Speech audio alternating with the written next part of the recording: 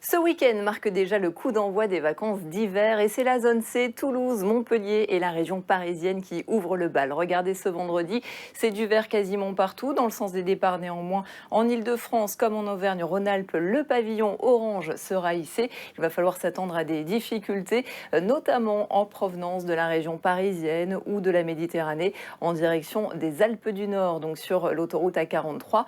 Des difficultés à craindre aussi dans la région aixoise, niçoise ou encore toulousaine. Et puis dans le Grand Ouest, l'autoroute A11 et l'autoroute A10 seront également des axes autoroutiers très fréquentés. La journée de samedi s'annonce la plus chargée du week-end. Bison Futé hisse le drapeau orange dans le Grand Est et en Auvergne-Rhône-Alpes avec des ralentissements qui devraient se former dès 7 heures du matin et qui seront particulièrement localisés depuis Paris sur l'autoroute A6 et ensuite en direction des Alpes, notamment les Alpes du Nord. La 43 entre Lyon et Chambéry sera très fréquentée et d'ailleurs la 43 est à éviter ce samedi entre 7h et 16h.